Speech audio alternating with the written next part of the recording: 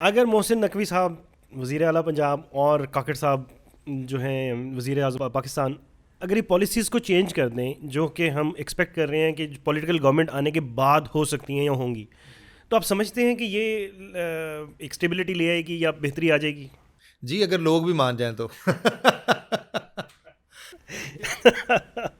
नकवी साहब तो बड़ी एफर्ट कर रहे हैं। देखिए हमारा लाहौर तो बिल्कुल एक दफ़ा उन्होंने नया नकोर कर दिया है।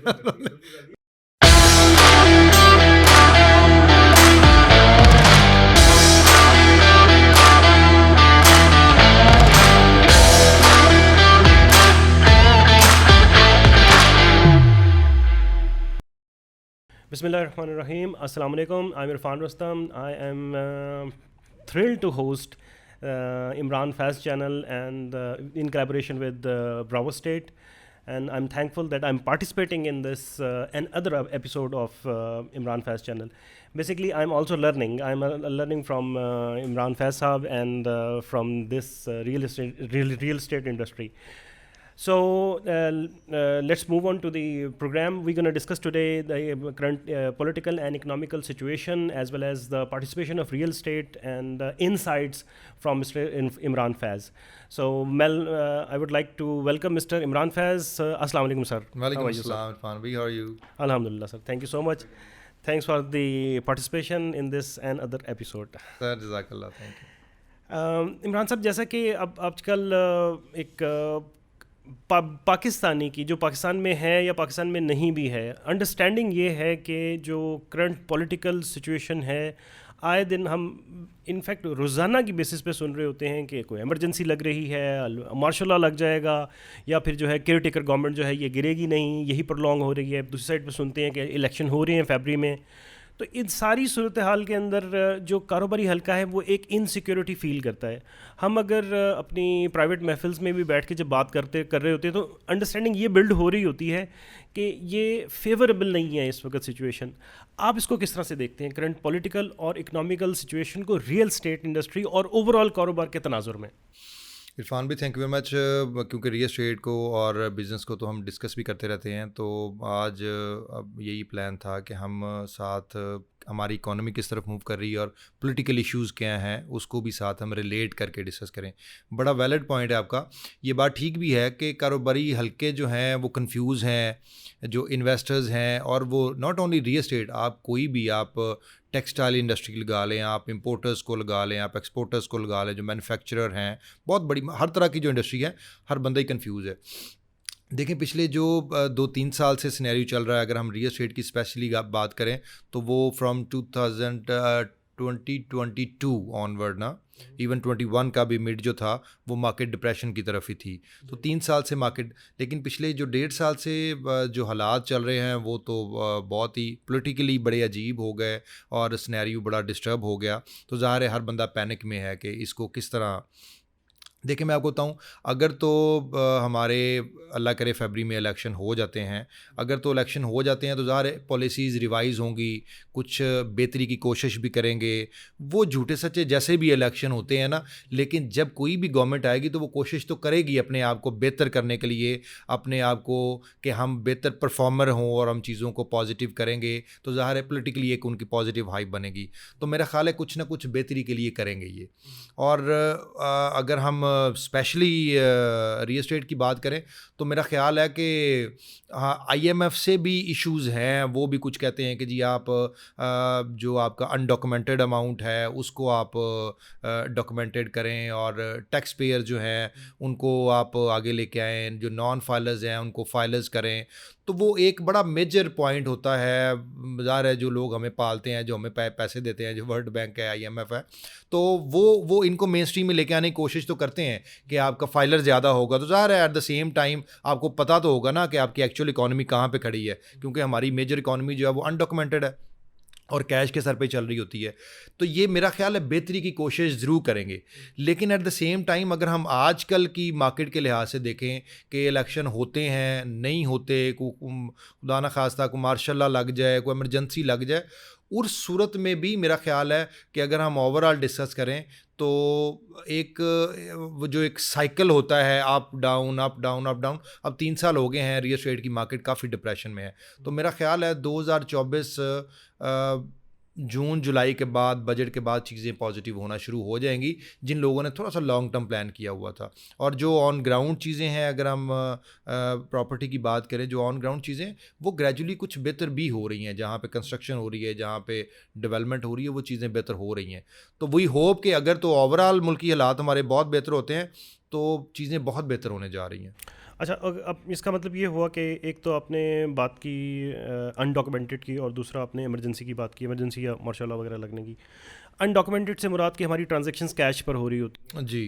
क्या उसका वो वॉल्यूम बहुत बड़ा है जो इम्पैक्ट कर रहा होता है कि आईएमएफ भी उसके ऊपर क्वेश्चन कर रही है? जी, उसका वॉल्यूम इरफान भी बहुत बड़ा। देखें, हमने एक तो मेन प्रॉब्लम जो हमारी गवर्नमेंट्स की जो हैं, जो हमारे अदारे हैं, जो एफबीआर हैं, मेन इश्यूज़ ये आते हैं कि वो रियल एस्टेट एजेंट्स को स्टेक होल्डर ही नहीं समझते ना। जब तक हम टेबल पे बैठ के उनसे डिस्कशन नहीं करेंगे या जब तक वो हमें नहीं बुलाएंगे, उन्हें समझ ही नहीं होती। उन्हें मतलब वो एसी वाले कमरों में बैठ के और बिल्कुल उन्हें बाहर की चीज़ों का पता नहीं होता और वो फैसले कर छोड़ते हैं ना। मैं आपको बताता हूँ 2016 में जब नून लीग की गवर्नमेंट थी, अचानक ही जब इनका बजट आया तो उसमें इन्होंने अनाउंस कर दिया कि जी मार्केट रेट पे जो भी मार्केट रेट होगा उस पर हम 10% टैक्स चार्ज करेंगे। एकदम से मार्केट स्टक हो गई। अच्छा, फिर उनको यही नहीं पता था कि कौन से एरिया में रेट क्या चल रहे हैं। उनके पास असेसमेंट्स ही नहीं थी, उनके पास कोई इस तरह का प्लेटफॉर्म ही नहीं था कि वो डिटरमिन कर पाएँ कि कोई भी एक XYZ प्रॉपर्टी है वो 1 करोड़ की या 50 करोड़ की है। और ऐसे बेतहाशा सोसाइटीज़ हैं, बेतहाशा ऐसे ब्लॉक्स हैं, बेतहाशा ऐसे एवेन्यूज़ हैं जहाँ पे आधे आधे 1-1 किलोमीटर के बाद करोड़ों रुपए का रेट का फ़र्क आ जाता है, कमर्शियल और रेजिडेंशियल में फ़र्क आ जाता है। तो जब तक बैठ के वो डिटरमिनेट ही नहीं करेंगे, हम हमारे साथ बैठ के डिस्कस नहीं करेंगे कि क्या चीज़ें इस इंडस्ट्री के लिए बेहतर हैं, किस में लोगों को फ़ायदा होगा, किस में लोगों को नुकसान होगा, ये ग्रो कैसे कर सकती है, हम इसमें से टैक्स कैसे जनरेट कर सकते हैं, तो उस वक्त तक उन्हें कुछ पता नहीं चलता।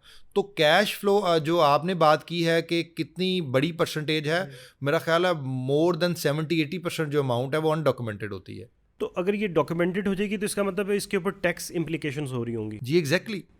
तो उसकी वजह से नुकसान नहीं हो रहा होगा कि वो ट्रांजैक्शंस कम हो जाएंगी, या जो उसमें इरफान भी देखें ना, अगर तो ये इकोनॉमी बेहतर करना चाह रहे हैं, जीडीपी में मेन मकसद क्या होता है? मेन मकसद ये है कि जीडीपी में इनकी कंट्रीब्यूशन हो। तो जीडीपी में कंट्रीब्यूशन जब ये खुद चाह रहे होंगे या जो अदारे हैं वो चाह रहे हैं, तो उसका ये होता है कि आप उसकी जो टैक्स परसेंटेज है उसको कम करें। जी, मैं मिसाल दे रहा हूँ कि अभी एक मोटी मोटी मिसाल ले लें आप कि अगर हम DHS की बात कर लेते हैं, DHL लाहौर में अगर कहीं पे एक प्लॉट 5 करोड़ का है तो उसकी जो FBR वैल्यू है या जो DC वैल्यू है वो हाफ से भी कम होती है। ठीक, तो वो उस वैल्यू के हिसाब से ही टैक्स पे कर रहा होता है, उस वैल्यू को ही अपने FBR में शो कर रहा होता है, अपनी टैक्स रिटर्न में शो कर रहा होता है। तो जब आपको उसको एक्चुअल वैल्यू के पास लेके जाते हैं तो आप क्या करेंगे कि आप उसकी टैक्स परसेंटेज कम कर देंगे। अभी आपकी बाइंग में और सेल में, मतलब जो इन्वेस्टर्स है, अगर वो एक plot as a investor purchase करता है और कुछ अरसे बाद उसको बेचता है तो वो कम से कम 12 से 15% टैक्स पे कर रहा है। That is a huge amount. और अगर उसको वो एक्चुअल मार्केट रेट पे लेके आता है तो वो उसका 1 या 2% गवर्नमेंट चार्ज करेगी तो वो भी बड़ी खुशी से पे करेगा। और क्या होगा, जीडीपी में उसकी कंट्रीब्यूशन भी हो जाएगी वैसे ही। और मैं आपको एक बात और बताऊं कि जब हम टैक्स नेट की बात करते हैं तो टैक्स नेट में लेके आने के लिए आपको फैसिलिटीज़ देनी पड़ती हैं, ना कि आप थ्रेट करें लोगों को। तो जब आप लोगों को फैसिलिटेट करेंगे तो हम श्योर बहुत सारे आपके टैक्स नेट में आएंगे, जिसका एज ए कंट्री हमें ज़ाहिर एडवांटेज होगा।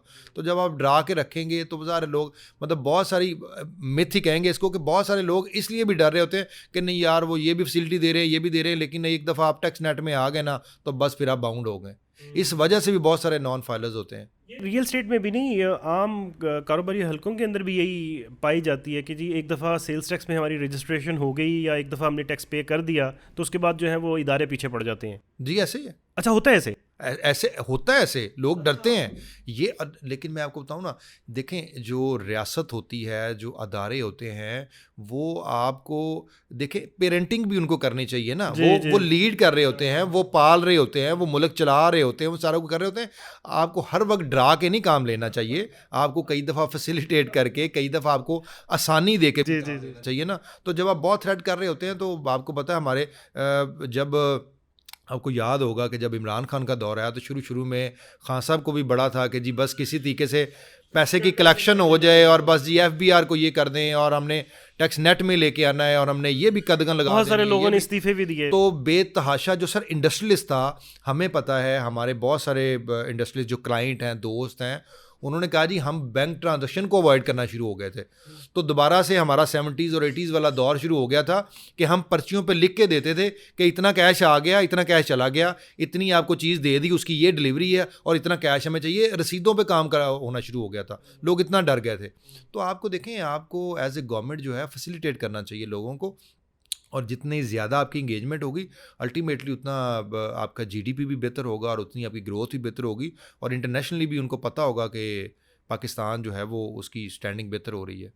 अच्छा, मेरे लिए ये वाली बात जो है वो बड़ी अंडरस्टैंडिंग है, मुझे समझ भी आई है ये वाली बात कि टैक्स की इम्प्लीकेशन जो है वो बिज़नेस के अंदर किस तरह से हो सकती है और इसका क्या क्या फ़ायदा गवर्नमेंट को हो सकता है।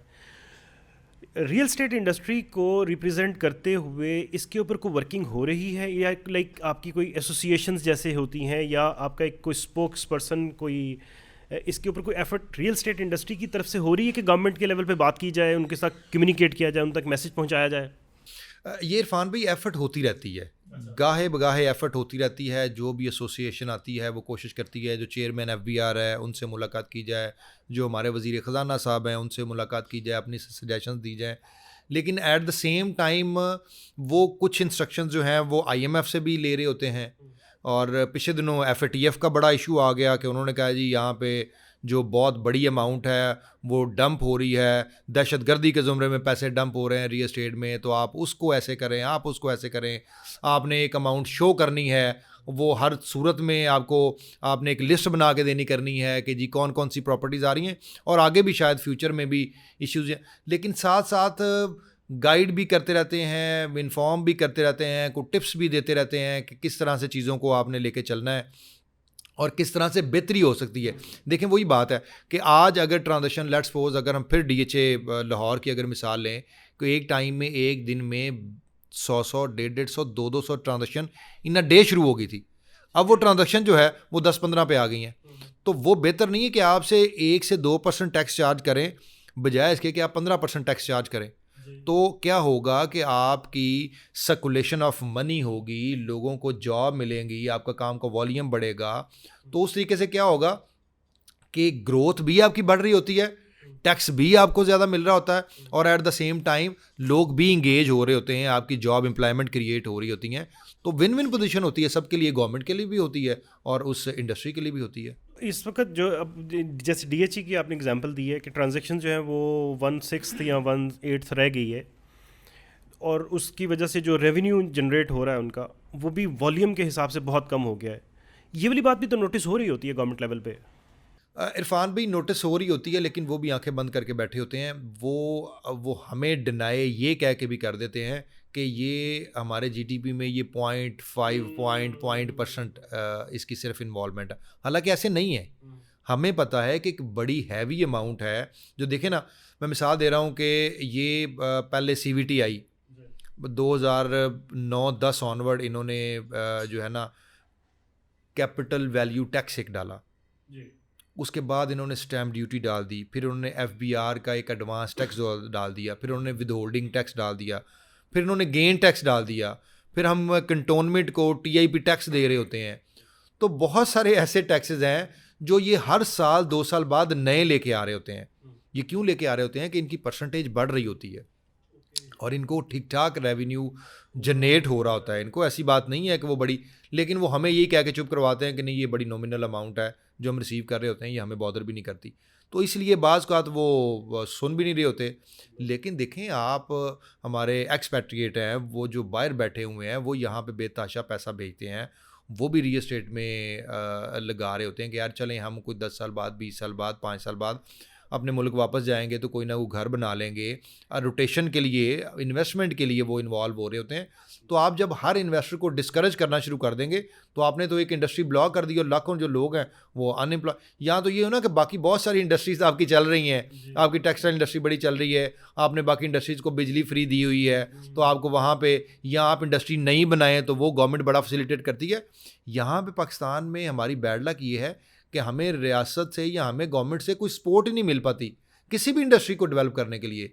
तो ये खुद से ही आपने कुछ भी करना है, तो वो लोगों को ये लग रहा होता है कि जो सेल्स का काम है, जो मार्केटिंग का काम है, जो एज ए मिडल मैन आप काम कर सकते हैं, उसमें आपकी इन्वेस्टमेंट बहुत ज़्यादा ब्लॉक नहीं होती और आप एक सर्विस प्रोवाइडर बन जाते हैं। तो वो लोग आहिस्ता आहिस्ता आहिस्ता आहिस्ता फिर शुरू हो जाते हैं अपना काम करने। मेरा अगला क्वेश्चन भी इसी से समहाउ रिलेटेड है कि गवर्नमेंट पॉलिसीज़ जो हैं वो नियर फ्यूचर में क्या हो सकती हैं ओवरऑल बिजनेस के हवाले से और रियल एस्टेट के हवाले से। कुछ हद तक आपने इसका जवाब दिया है। एक इम्पैक्ट तो ये जो करंट पॉलिटिकल सिचुएशन और बेसिकली इकोनॉमिकल सिचुएशन, इसके अंदर दो वॉर्स जो हैं, एक तो यूक्रेन और रशिया वार और दूसरा जो है आपके सामने, मतलब एक अफसोस के साथ हमें पता है कि जो इस वक्त गज़ा में हो रहा है फ़लस्तीन के मामले में। इन वॉर्स का इम्पैक्ट एक तो ओवरऑल वर्ल्ड पे एक ख़ित्ते पर आ रहा है कि हमारे पास यहाँ पर जो है वो जो सर्वाइवल के जो चांसेस हैं वो कम होते जा रहे हैं। लेकिन उसके साथ साथ ही जो गवर्नमेंट की पॉलिसीज़ हैं वो आइंदा नियर फ्यूचर में गवर्नमेंट बनने की सूरत में या ना बनने की सूरत में क्या हो सकती हैं या क्या होनी चाहिए। इसमें इरफान भी देखे ना, वैसे तो हमारे यहाँ पे जो फॉरेन इन्वेस्टमेंट है वो ना होने के बराबर है, इन्वेस्टमेंट आती ही नहीं है हमारे यहाँ पे ना। हालांकि अगर हम दुबई की बात करें तो जो आपकी रशिया और यूक्रेन वॉर है उससे दुबई ने कितना एडवांटेज लिया, और वहाँ पे रूस से और इवन यूक्रेन से बेतहाशा इन्वेस्टमेंट भी आई ना। बड़े इन्वेस्टर, जब आपके मुल्क की हालात इश्यूज चल रहे होते हैं तो ज़ाहिर है लोग बाहर मूव करते हैं। इवन पाकिस्तान में आप देखें पिछले साल 1.5 साल में बहुत सा पैसा है जो दुबई में पार्क हुआ है, जो अमेरिका में पार्क हुआ है, जो और बहुत सारे मुल्कों में पार्क हुआ है। तो क्यों हुआ है कि इन्वेस्टर जो था या जो यहाँ पे लोकल बिजनेसमैन था वो इनसिक्योर हो गया कि यार कल को पता नहीं क्या हालात होंगे। तो अल्टीमेटली फॉरेन इन्वेस्टमेंट तो ना होने के बराबर है। इवन हमने जो हमारे एक्सपेट्रिएट है हमने उनका भी ट्रस्ट डैमेज कर दिया ना। मतलब वो यहाँ पे जो पैसा लेके आ रहे थे वो बहुत हद तक बैकफुट हो गए और बड़ी मेजर अमाउंट है। आप मैं मोटी मोटी फिगर आपसे शेयर करूँगा कि आज से 2 साल पहले $10 बिलियन जो थे वो एनुअली आते थे पाकिस्तान में, ठीक है, वो हाफ से भी कम रह गए हैं।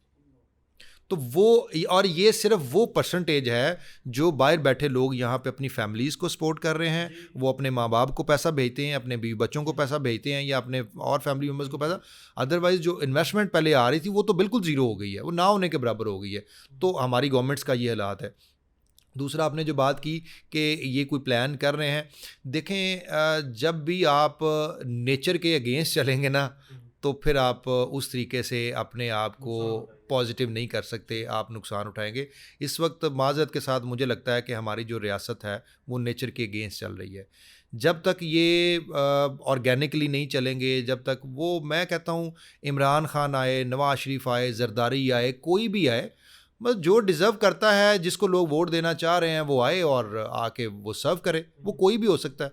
लेकिन जब आप कहेंगे कि उसको उठा लो, उसको मार दो, उसको पकड़ लो, और मुल्क की तरफ कौन ध्यान देगा? इस वक्त तो फोकस ही नहीं है, इकोनॉमी की तरफ किसी का फोकस नहीं है।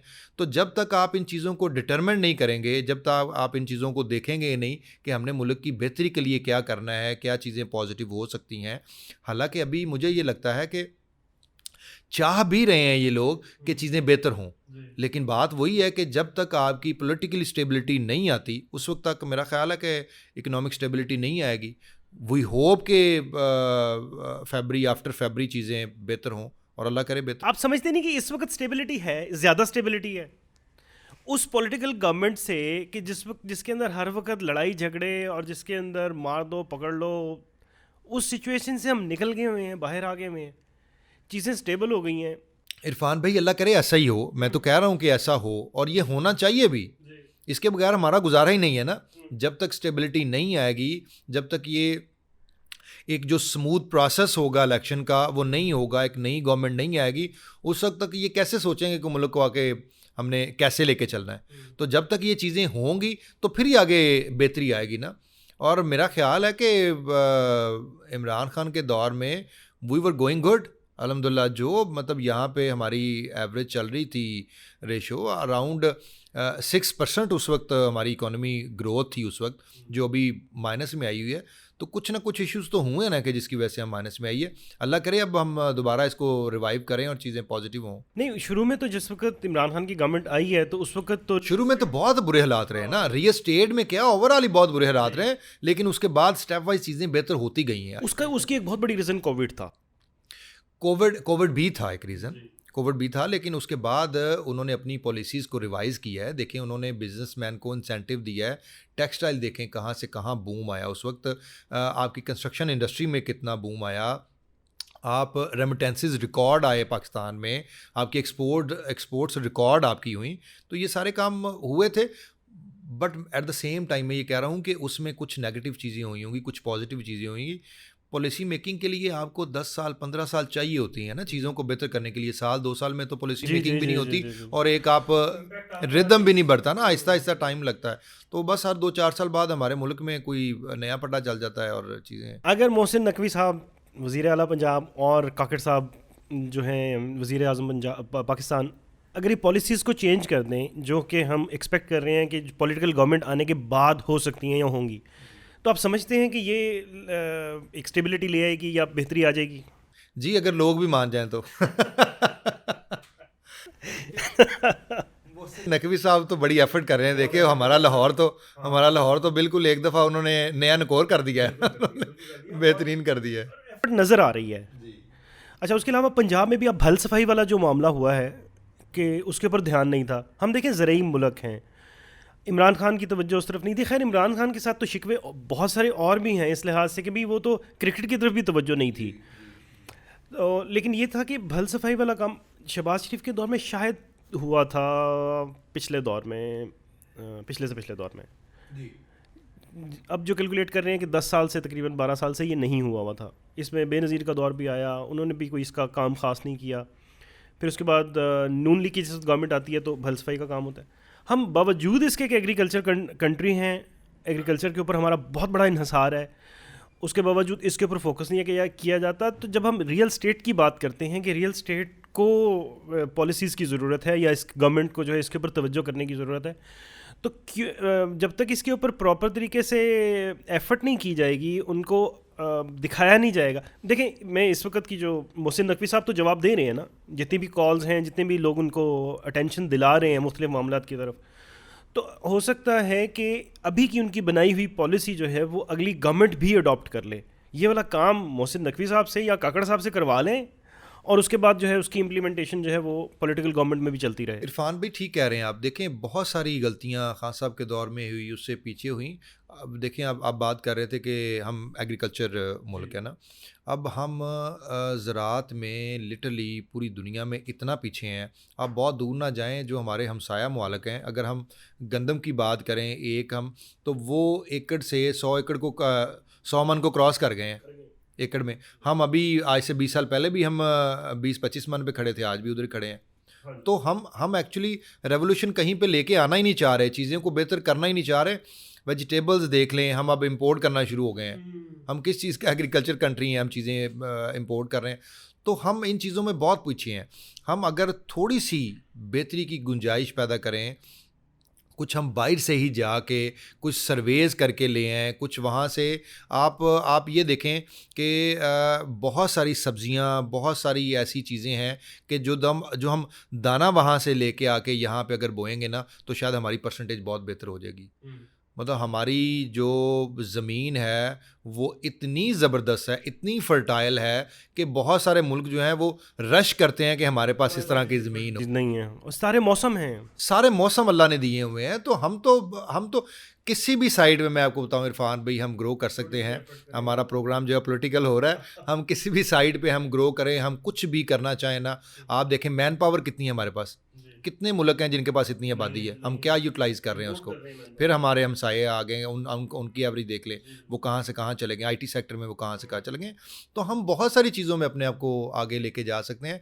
बस ये है कि हमें डिटर्मिन्ड होने की ज़रूरत है, जो हमारे बड़े हैं उनको इन चीज़ों को सोचने की ज़रूरत है कि हम किस तरीके से इंशाल्लाह हम, और जितना पोटेंशियल है हमारी कौम में और जिस तरीके से, वो मेरा ख्याल है कि हमें बस एक रास्ता, एक गाइडलाइन मिल जाए तो हम तो कहीं से कहीं निकल सकते हैं। मूविंग फॉरवर्ड हमारे पास कोई पॉलिसी होनी चाहिए, उस पॉलिसी के जो भी इम्पैक्ट होंगे उसके रिजल्ट्स लें, उसके बाद अगर चेंज करने की ज़रूरत पड़े पॉलिसी को तो पॉलिसी को चेंज करें, लेकिन इंडस्ट्रीज़ को ग्रो करें, जैसा कि रियल स्टेट इंडस्ट्री।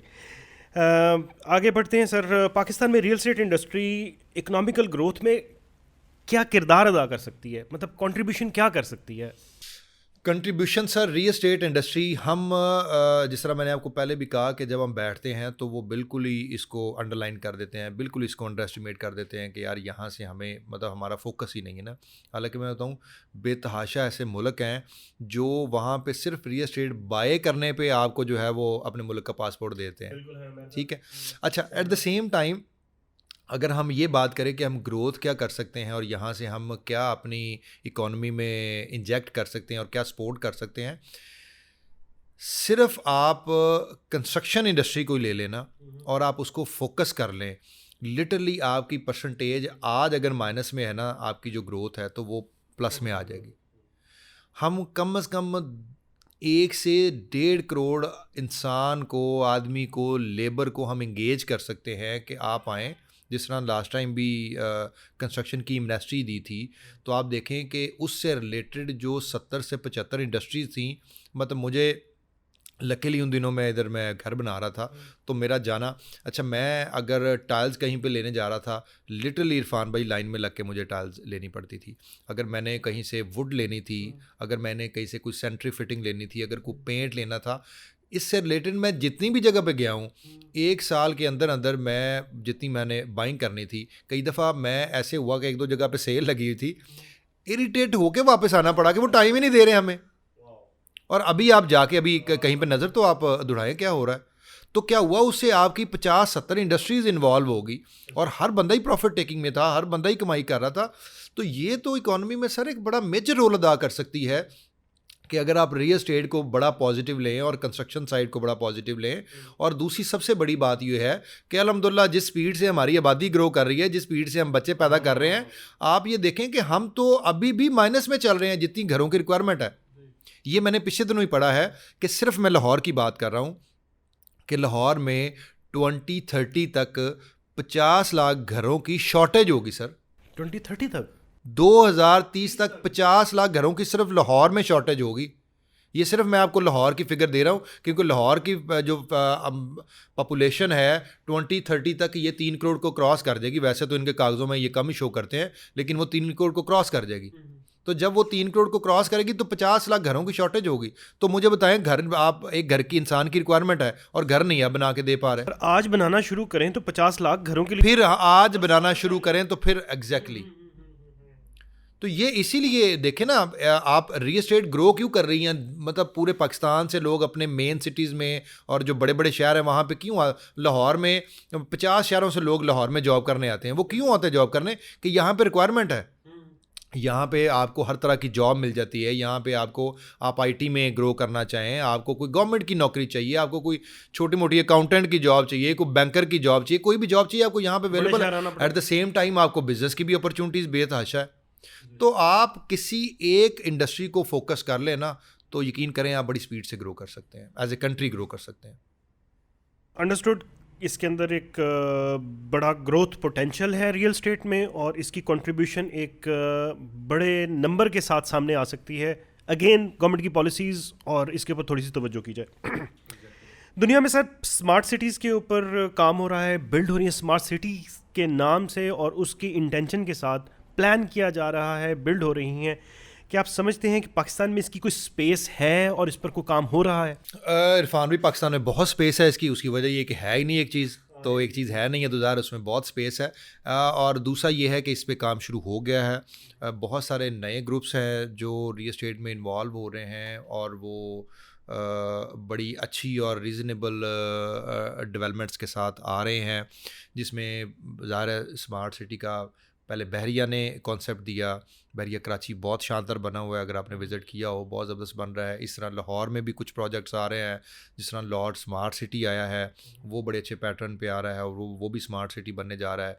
जिस तरह अभी अल जलील वाले मैंने आपको बताया था, Lahore entertainment city GT road पे जो प्रोजेक्ट लेके आ रहे हैं, वो अच्छा काम। और भी प्राइवेट सेक्टर में कुछ लोग हैं जो अभी इस बेस पे आ रहे हैं। देखें ना, मेन स्ट्रीम में अगर हम रियल एस्टेट की बात करें तो दो ही बड़े नाम रहे हैं पिछले कुछ 30-40 साल से, जिसमें एक DHAs है और एक बहरिया है।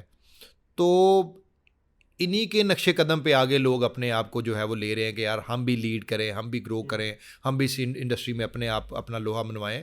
तो उस पैटर्न पे देखें ना, कैटेगरीज तो डिफ़ाइन आपने करनी है ना। एक बंदा आता है, वो कोई 150 एकड़ की सोसाइटी बनाता है, अपने पैसे मल्टीप्लाई करता है और वो भी अपने आप को डेवलपर करता है ना, और ये ठीक बात है। वो अपनी ज़ाहिर है, वो अगर उस सोसाइटी को डेवलप कर देगा तो ठीक है, मतलब he is more than happy कि जी मैंने एक आपको चीज़ दी और मैंने डिलीवर करके दे दी। दूसरा पैटर्न ये होता है कि हाँ, कोई अच्छा बड़ा नाम आया, या इवन बड़ा नाम ना, वो नीचे से भी अपने आप को ग्रो कर सकता है।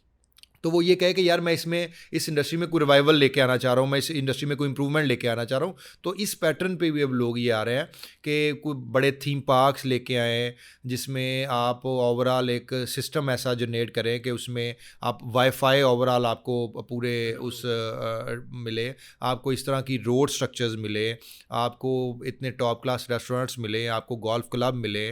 तो ये सारी चीज़ें अब लोग इस पैटर्न पे भी आ रहे हैं कि एक सोसाइटी हम इस तरह की डेवलप करें कि जिसमें एक कम्युनिटी की तरह, एक कम्युनिटी सेंटर की तरह, और एक आपको उस तरह का एक एनवायरनमेंट मिले कि जिससे आप फील करें कि यार हाँ, मैं एक बड़ी टॉप क्लास सोसाइटी में रह रहा हूँ मैं। आपने लाहौर स्मार्ट सिटी की और जलील गार्डन्स की, लाहौर एंटरटेनमेंट सिटी की बात की, हम पहले भी बात कर चुके हैं। ये दोनों जो हैं वो GT रोड पर हैं।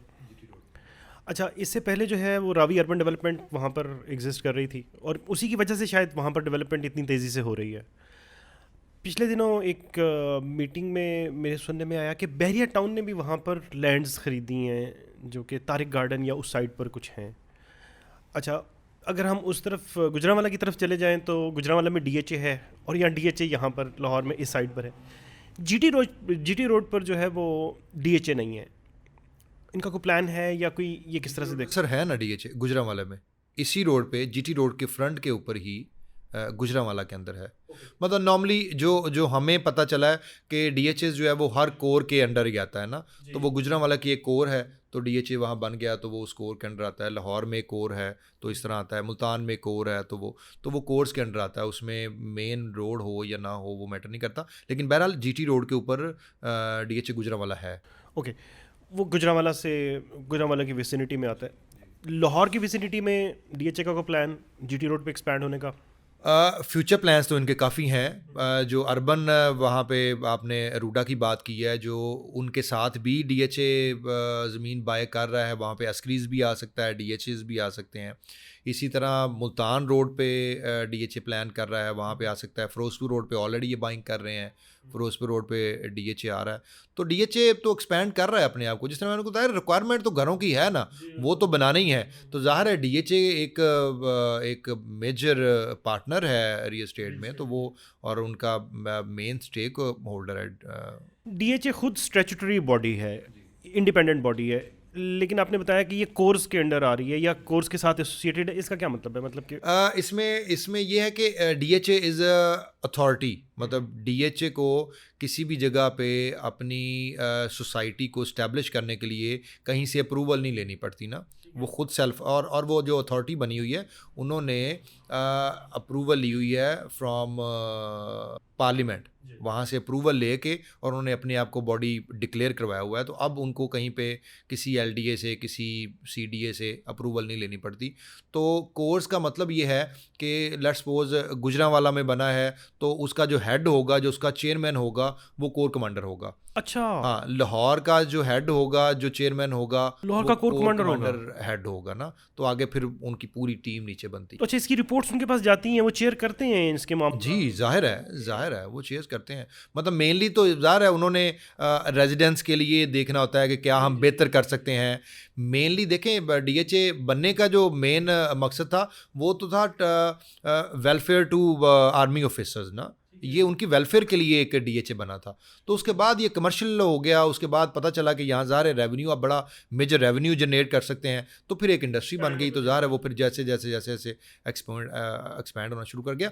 अभी भी बहरहाल जो आर्मी अलॉटमेंट्स हैं वो डीएचएज में ही होती हैं, अस्क्रीज में और डीएचएज में ही होती हैं। बहरिया टाउन का उस साइड पे कोई प्लान है आपके इलम में? बहरिया टाउन मैंने सुना था बाइंग कर रहा है, लेकिन नॉर्मली क्या होता है कि कोई भी डेवलपर जब बाइंग कर रहा होता है ना, तो वो कोशिश करता है under the table he buying करे। उसकी वजह ये कि उनको एक बड़ा प्लॉट चाहिए होता है, बड़ा मतलब बहुत बड़ी लैंड चाहिए होती है। तो वो पहले शुरू में कोशिश करते हैं कि 200-400-500,000 एकड़ जो है वो चुप चुपीते बहुत हम उसको हाइप ना बनाएं और हम परचेज़ कर लें। जब वो परचेज़ कर लेते हैं फिर वो अनाउंसमेंट्स करते हैं कि हाँ जी फलाना कॉर्नर जो है हमारे पास है, फिर वो साथ ज़मीन लेते रहते हैं। अगर वो बिफोर टाइम अनाउंसमेंट कर दें कि जी हम फलानी जगह पे बहरिया आ रहा है, तो वो शायद फिर ज़मीन देखा देखी 2-3-4 गुना महंगी हो जाती है ना, तो वो चुप कर की बाइंग कर रहे हो। इस तनाजुर में तो ये बड़ी आइडियल लोकेशन है छोटे इन्वेस्टर, बड़े इन्वेस्टर्स के लिए भी, कि वहाँ पर इन्वेस्टमेंट की जाए। लाहौर एंटरटेनमेंट सिटी या बाकी जो सोसाइटीज़ हैं, अलकबीर की भी वहाँ पर है, मतलब सारे बड़े डेवलपर्स जो हैं अब जीटी रोड पर हैं। इरफान भाई आगे सारी ग्रोथ ही उधर होने जा रही है। ये अक्सर दोस्तों को आजकल, क्योंकि हम प्रेजेंटेशंस दे रहे हैं, आपको पता है हम एंगेज हैं वहाँ पे, 1-2 प्रोजेक्ट्स कर रहे हैं वहाँ बड़े, तो हम बात ये कर रहे हैं कि जो अगली ग्रोथ, अगले 10 साल में ग्रोथ आनी है, वो आनी उसी एरिया में। उसकी वजह ये है कि जो लाहौर सियालकोट मोटरवे बन गया, उससे बड़ा एक एज मिला, रिंग रोड वहाँ तक काला शाह काकू तक पहुँच गया लाहौर से, वो एक बड़ा है। वहाँ से इस्लामाबाद मोटरवे की 2-4 मिनट की ड्राइव है। एक और मोटरवे बनने जा रहा है जो पिंडी की तरफ मूव कर रहा है, फ्रॉम सियालकोट टू पिंडी, जो मोटरवे बनने जा रहा है, वो अगले 2-3 साल में ऑपरेशनल हो जाएगा। तो वो ये जो कॉर्नर है काला शाह काकू वाला, और वो जो 10-15 किलोमीटर की वो जो बेल्ट है, उसमें आगे बहुत पोटेंशियल है, और अगले 5-7 साल में, 10 साल में बहुत ग्रोथ है वहाँ पे। इसके चांसेस हैं इनके पास कि इन्वेस्टर जो है वो अभी से उसकी, जी एग्जैक्टली, घर तो बनना ही है, लेकिन at the same time investors के लिए तो वो बहुत ज़बरदस्त अपॉर्चुनिटी है वो। इन्वेस्टर्स की तरफ हम बढ़ते हैं। इन्वेस्टर्स के लिए क्या आपकी रिकमेंडेड स्ट्रेटजी है या स्ट्रेटजीज़ होनी चाहिए कि वो अपनी इन्वेस्टमेंट्स को किस तरह से डिवाइड करे? एक इन्वेस्टर, इसकी मैं एग्जांपल लूँ, एक इन्वेस्टर के पास 2-4 करोड़ रुपए की एक अमाउंट है और वो उसको डिफरेंट पॉकेट्स के अंदर डिवाइड करना चाहता है, जिसमें कि उसकी रेगुलर इनकम भी जनरेट हो सके और लॉन्ग टर्म इन्वेस्टमेंट भी हो सके। तो आपके मुताबिक उसको क्या स्ट्रेटजी अडॉप्ट करनी चाहिए? इसमें इरफान भाई, जो मैं अक्सर बात करता होता हूँ ना, कि इन्वेस्टमेंट की जो स्टेजेस होती हैं, शुरू में आपको फाइल परचेज कर लें अगर आपने लॉन्ग टर्म प्लान करना है, फिर अंडर डेवलप एरिया, फिर डेवलप। अच्छा, इसमें मैं आपको बताऊँ जो इस वक्त हमारे मुल्की हालात चल रहे हैं ना, आपको उन इन्वेस्टमेंट्स की तरफ या उन जगहों पे जाना चाहिए जहाँ पे आपको कुछ ना कुछ रेंटल मिल रहा है।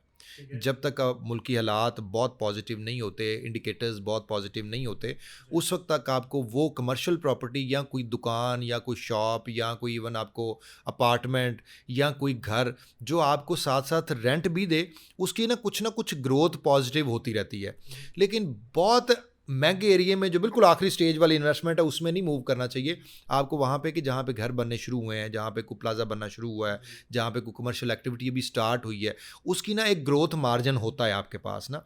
तो वो जो ग्रोथ मार्जिन है उसको भी सामने रख के, और प्लस ये है कि आपको कुछ ना कुछ आपको वहाँ से रेंटल मिलती रहे और प्लस आपकी ग्रोथ होती रहे, तो आप पॉजिटिव रहते हैं। जो अभी इन्वेस्टमेंट एरियाज़ की हम बात कर रहे थे, उसमें अभी चांसेस कम हो इसलिए भी होते हैं कि लोग जहाँ पे घर बन रहे होते हैं वहाँ पे ज़्यादा मूव कर रहे होते हैं, जो बिल्कुल रॉ लैंड होती है वहाँ पे कम लोग जा रहे होते हैं।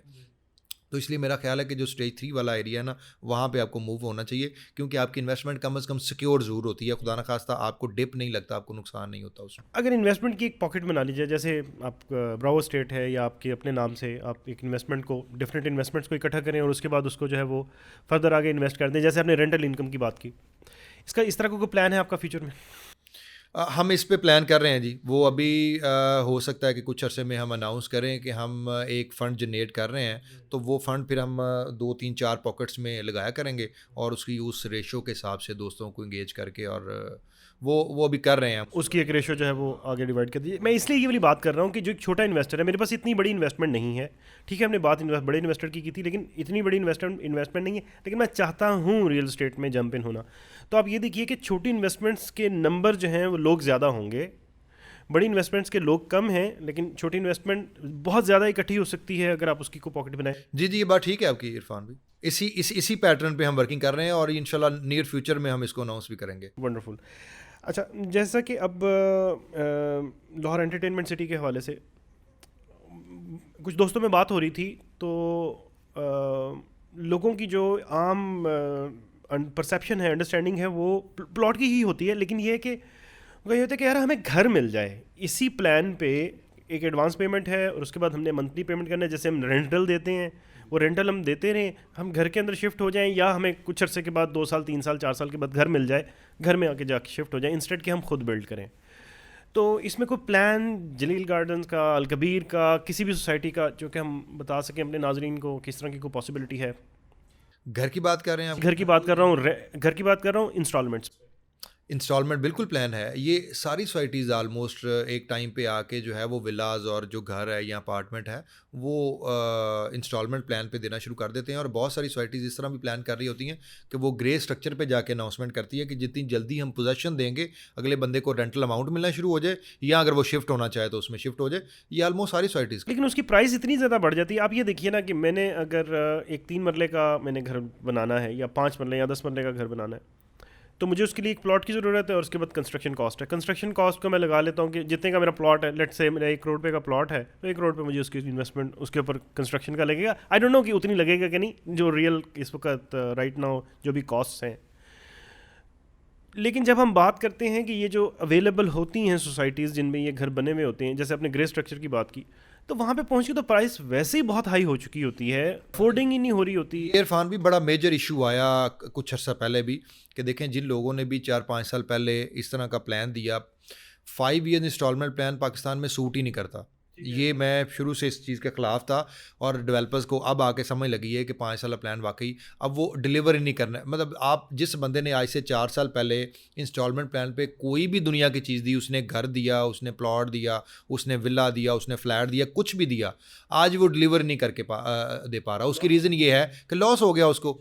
आपका डॉलर रेट जो है वो, मतलब हम आपको पता है कि पाकिस्तान जो है वो एक इंपोर्ट बेस्ड हमारी इकोनॉमी है। दुनिया की हर चीज़ तो हम इंपोर्ट करते हैं, तो वो कोई भी चीज़ आपको उस रेट पे मिली नहीं। जब वो 2-2 3-3 गुना रेट बढ़ जाएगा तो आप किस तरह करेंगे डिलीवर?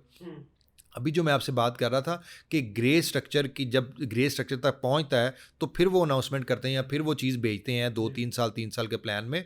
उसकी वजह ये थी कि किसी हद तक उनको 80-90% अंदाज़ा हो जाता है कि इतनी को हमारी कॉस्टिंग आएगी, उसमें वो इन्फ्लेशन भी डाल लेते हैं, इतनी कॉस्टिंग आएगी और इतना को हमारा प्रॉफिट मार्जिन और इस रेट पे हमें दे देना चाहिए, जो कि अगले बंदे को भी अपील करे कि हाँ इट्स अ गुड रेट ना।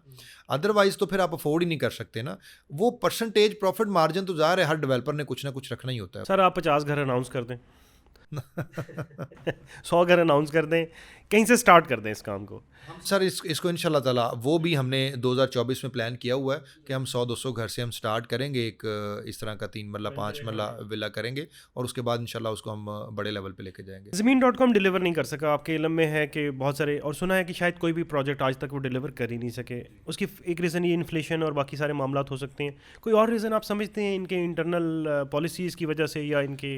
देखिए उन्होंने क्या किया कि उन्होंने जो मेनली अपना जो फोकस था ना वो अपनी कमीशन पे ही रखा। ठीक है कि जी हमें इतनी % दे दें, और नो डाउट उनका नेटवर्क बहुत बड़ा हो गया था और उन्होंने एक्सपेट्रिएट को अप्रोच करना शुरू किया। उनके पास जो डाटा आता था वो लाखों की तादाद में नंबर्स आते थे, ईमेल्स आती थी, उनको अप्रोच करना। तो अगर आपकी 0.5% भी आपका अगर रिज़ल्ट निकले, 1% भी रिज़ल्ट निकले, तो बात कहाँ से कहाँ चली जाती है। तो वो बेच लेते थे, लेकिन उनका मेन फोकस आगे डिलीवरी का रहा ही नहीं है ना। वो उन्होंने डेवलपर पे छोड़ दिया कि जी आप इसको खुद डिलीवर करें, तो जिसकी वजह से उन्हें मार पड़ी। तो ज़ाहिर है वो जिस रेट पे उन्होंने, वही जो बात मैं अभी इस पर कर रहा, जिस बंदे ने भी 3-4 साल पहले कोई भी प्रोजेक्ट अनाउंस किया था स्पेशली हाई राइज में और अपार्टमेंट बिल्डिंग में, वो डिलीवर नहीं करके दे पाया। अब वो एक्सीलेशन चार्जेस डालते हैं या तो लोग नहीं, वो कहते हैं यार ये हमारा प्रॉफिट मार्जिन है। हमने एक चीज़ आपसे अगर 5 साल, जो बात ठीक करते हैं कि हमने 5 साल पहले अगर आपसे कोई चीज़ करोड़ की ली थी और अगर अब 1.25 करोड़ की या 1.5 करोड़ की हो गई है, तो यार वो हमें वो अप्रिसिएशन मिलनी चाहिए, या जो प्रॉफिट मार्जिन है वो हमें मिलना चाहिए। तो वो कहते हैं कि जी करोड़ की चीज़ है वो हमें 1.5 करोड़ की तो हमें कॉस्ट कर रही है, तो हम आपको करोड़ में कैसे दे सकते हैं। तो वो इन बिटवीन इश्यूज बड़े चल रहे हैं इनके। अच्छा, बैंक कैसे करता होता है कि इन्फ्लेशन का इम्पैक्ट वो डाल देता है? अपने गाड़ी ली है, आपकी 2 साल की किस्तें गई हुई हैं, अचानक पता चलता है वो किस्त 2,000 4,000 बढ़ गई है, 6,000 बढ़ गई है। तो ये रियल स्टेट में ऐसा नहीं हो सकता? डेवलपर? रियल स्टेट में सर जो एंड यूज़र या क्लाइंट होता है उनकी एक्सपेक्टेशन बहुत हाई होती हैं, और एट द सेम टाइम जो डेवलपर होता है वो इस तरह के प्रॉमिसेस पहले ना करता है, ना कमिटमेंट क्लाइंट से लेता है, क्योंकि वो खुद डरा होता है कि अगर मैंने इस तरह की बात की तो मेरी प्रोडक्ट बिकेगी नहीं।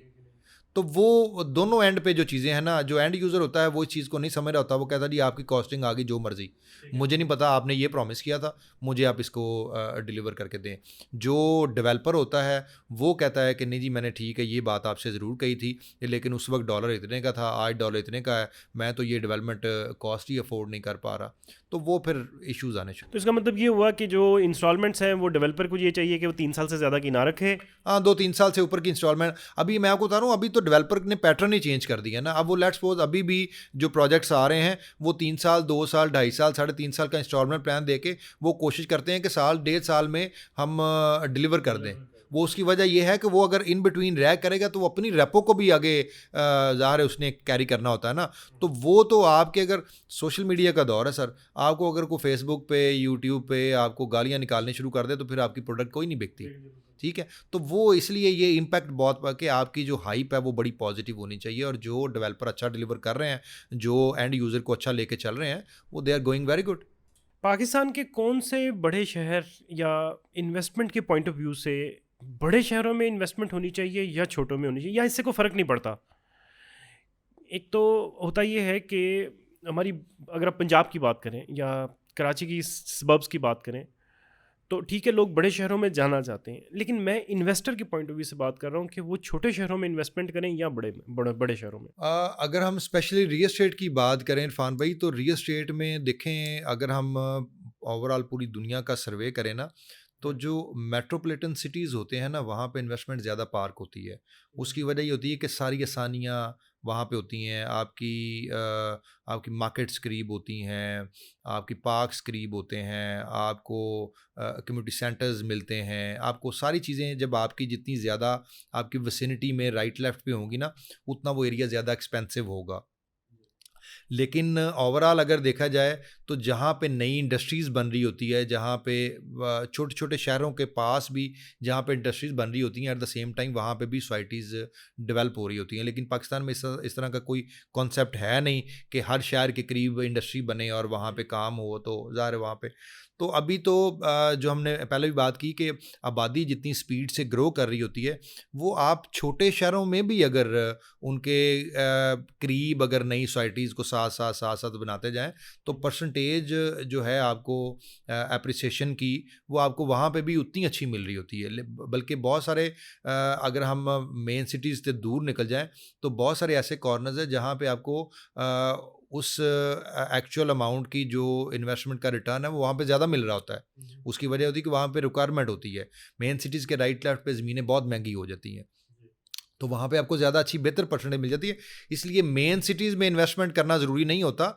आप अगर छोटे शहरों में भी कोई इस तरह का वेंचर करें तो वहाँ पे भी आप अच्छा गेन कर सकते हैं। क्योंकि बड़े शहरों में एक चीज़ ये भी तो है ना कि अब जब बहुत ज़्यादा इन्वेस्टमेंट आ जाएगी तो उसकी भी तो वैल्यू, फिर गेन की वैल्यू कम हो जाएगी फिर। जी ज़ाहिर है, मैं इसलिए कह रहा हूँ कि ये तो आपने पॉकेट्स तो डिटरमिंड आपने करनी होती है कि कहाँ पे ज़्यादा स्पेस है कि जहाँ पे मैं इन्वेस्ट करूँ। मतलब देखें ना, अगर हम लाहौर की बात करें तो यहाँ पे एक कनाल का कमर्शियल 2 करोड़ से शायद शुरू होता होगा और 50 करोड़ पे जाता है। अच्छा, तो 50 अगर करोड़ तक जाता 50 करोड़ तक भी जाता है तो अब 50 करोड़ में तो आपको, मेरा नहीं ख्याल कि उतनी अप्रिसिएशन मिलेगी जितनी आपको 2 करोड़ वाले, 10 करोड़ वाले, 5 करोड़ वाले, 6 करोड़ वाले एरिया में मिलेगी ना। तो ये आपने डिटरमिन करना है कि कहाँ पे मैं कितनी अमाउंट इन्वेस्ट कर सकता हूँ और उसके फ्यूचर प्रॉस्पेक्ट्स क्या हैं। वो तो डिटरमिंड आपने जगह को, आपने लोकेशन को, आपने वो सारी चीज़ों को देखना होता है, फिर आपने इन्वेस्टमेंट करनी होती है। Sir thank you so much for your time. Let's conclude this programme. मैं इसकी जो है वो समरी जो है वो डिस्कस कर लूँ और फिर हम इसको जो है वाइंड अप करते हैं। हमने प्रोग्राम के अपने जो आज के पॉडकास्ट में हमने जो डिस्कस किया उसमें पाकिस्तान की इकोनॉमिकल और पॉलिटिकल कंडीशन और उसमें इन्वेस्टमेंट्स की कंट्रीब्यूशन क्या होनी चाहिए और वो क्या इम्पैक्ट डाल सकती है एक इन्वेस्टर के पॉइंट ऑफ व्यू से या एक यूज़र के पॉइंट ऑफ व्यू से। उसके अलावा हमने गवर्नमेंट पॉलिसीज़ और जो आइंदा प्रॉबेबली इलेक्शन होने जा रहे हैं या नहीं होने जा रहे, गवर्नमेंट की पॉलिसीज़ क्या होनी चाहिए और उसके इम्पैक्ट क्या हो सकते हैं, गवर्नमेंट को इस सेक्टर पर किस तरह से अपना एक नज़र रखनी चाहिए और इसके अंदर कंट्रीब्यूट करना चाहिए। पाकिस्तान की रियल स्टेट इंडस्ट्री क्या इसके अंदर कंट्रीब्यूशन, इकोनॉमिकल ग्रोथ में क्या कंट्रीब्यूशन कर सकती है। ना सिर्फ ये बल्कि इमरान साहब ने ये भी एक्सप्लेन किया कि कौन कौन सी पॉकेट्स हैं और किस किस तरह से इसका गेन लिया जा सकता है। इससे जो है वो गवर्नमेंट बज़ाते ख़ुद भी फ़ायदा उठा सकती है और आवाम का या इन्वेस्टर्स का फ़ायदा भी हो सकता है। उसके अलावा हमने स्मार्ट सिटीज़ के मुतल्लिक जो है वो बात की, पाकिस्तान में बहुत ज़्यादा पोटेंशियल है। आप ओवरऑल गुफ्तगू की ज़रूरत देखिए कि हमने जितनी भी बातें की हैं उसके अंदर हमें मेरी जो अपनी अंडरस्टैंडिंग बिल्ड हुई है वो यही है कि इस एरिया में इट्सेल्फ बहुत ज़्यादा पोटेंशियल है। तो एक इन्वेस्टर जो इन्वेस्टमेंट करना चाहता है या एक जो रिहायशी है या अपना घर बनाना चाहता है या वो अपनी फ्यूचर सेविंग करना चाहता है, तो वो बहुत सारे जो बैंक्स में पैसे रखे जाते हैं उससे बहुत बेहतर है कि वो रियल स्टेट में जो है वो अपनी इन्वेस्टमेंट कर सके। छोटे शहरों के अंदर इन्वेस्टमेंट की जा सकती है और वो छोटे शहरों में इन्वेस्टमेंट जो है वो आपको खुद डिटरमिन करना होगा। इसके बारे में मेरी एक पर्सनल राय ये है कि अगर नाजरीन में से किसी को इस बारे में सजेशन चाहिए हो तो वो इमरान साहब से ज़ाती तौर पर भी इसकी सजेशन ले सकता है। इन जो ब्रावो स्टेट के और इमरान साहब के नंबर्स जो हैं वो इसी प्रोग्राम में नीचे दिए गए हैं। आप किसी भी मुनासिब टाइम पर कॉल करके या टेक्स्ट मैसेज करके, व्हाट्सएप मैसेज करके तो इमरान साहब का टाइम ले सकते हैं। इनके स्टाफ में से या जो भी अवेलेबल होगा वो इमरान साहब के साथ आपको डायरेक्ट कर देगा और आप इसके बारे अपने प्रोजेक्ट के बारे में या अपनी इन्वेस्टमेंट के बारे में डायरेक्ट इमरान साहब के साथ डिस्कस भी कर सकते हैं और उनकी सजेशन भी ले सकते हैं। इमरान साहब का अपना जो है वो 15-20 साल का रियल स्टेट का एक्सपीरियंस है, तो वो अपनी एक ओपिनियन आपको ज़रूर देंगे और आपकी ओपिनियन और उनकी ओपिनियन मिलके, एक मशवरा मिलके आपके लिए एक बेहतर रिज़ल्ट प्रोड्यूस कर सकता है। कमेंट सेक्शन में अपनी कंट्रीब्यूशन ज़रूर कीजिए। या किसी भी प्रोग्राम के लिए, किसी भी पॉडकास्ट के लिए बहुत ज़रूरी होता है कि हम जिस नहज पे या जिस तरह से अपने प्रोग्राम को रन कर रहे होते हैं उसको उसी पैटर्न पर चलना चाहिए या इसके अंदर और सजेशंस हैं व्यूअर्स के लिए, सुनने वालों के लिए, तो वो एक अच्छी कंट्रीब्यूशन कर सकता है। इस प्रोग्राम को सब्सक्राइब भी कीजिए और लाइक भी ज़रूर कीजिए। Thank you so much for your time. अस्सलाम वालेकुम, खुदा हाफ़िज़।